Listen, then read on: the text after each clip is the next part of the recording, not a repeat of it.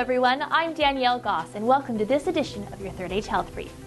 New research presented by the American Society of Hypertension has discovered new reasons as to what raises and lowers blood pressure. Considered the silent killer, high blood pressure affects approximately 1 billion people worldwide, including 1 in 3 adults in the United States. More than 200 new studies about hypertension have been conducted with the goal of increasing the understanding of hypertension and one day curing it altogether. So, here are some research highlights. Number 1. Cell phone calls increase blood pressure. As of December 2012, 87% of American adults had a mobile phone. According to a recent study in Italy, blood pressure readings jumped significantly from 121/77 to 129/82 during a call. Systolic blood pressure rise was less drastic in patients who were used to participating in more than 30 phone calls per day. While the reason behind this is not known, the researchers speculate that the subset of patients who were more accustomed to phone use were younger, which could show that younger people are less prone to be disturbed by telephone intrusions. Another possibility is that people who make more than 30 calls per day may feel more reassured if your cell phone is activated since they are not running the risk of missing an opportunity. Interesting discovery in my opinion. 2. Yoga can lower blood pressure. This shouldn't come by surprise, as it has been proven time and time again that yoga calms the mind and works out the body. But now a study on the effects of yoga on hypertension scientifically concluded that yoga can significantly lower blood pressure.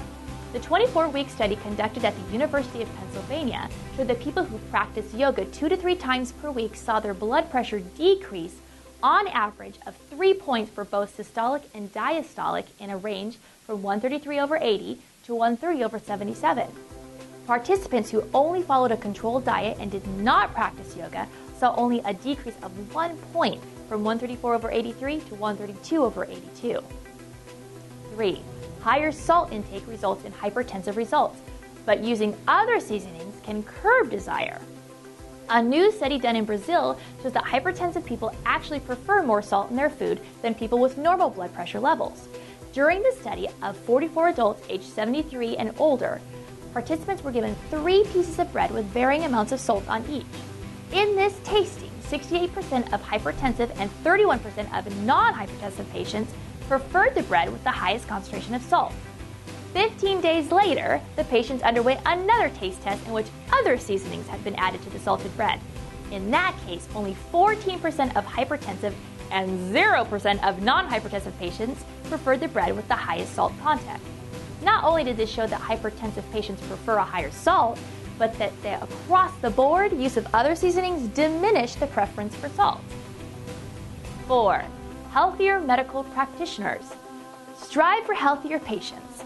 Healthy lifestyle behaviors are associated with a reduced risk of hypertension in adults, but a new study conducted by the Centers for Disease and Control reveals that a primary care physician's own personal healthy lifestyle behaviors may be linked to his or her recommendations for hypertension prevention. The study looked at what percentage of physicians recommended one of 6 key healthy lifestyle recommendations for hypertension prevention. 89% consume a healthy diet. 90% reduced salt intake, 90% maintained a healthy weight, 69% limited alcohol intake, 95% recommended exercise, and 90% suggested to stop smoking. So, the conclusion is to find a healthy doctor who practices what he preaches, and your chances of having a healthier heart will increase. Well, that's going to do it for this edition of the Third Age Health Brief. I'm Danielle Goss. Thanks for watching.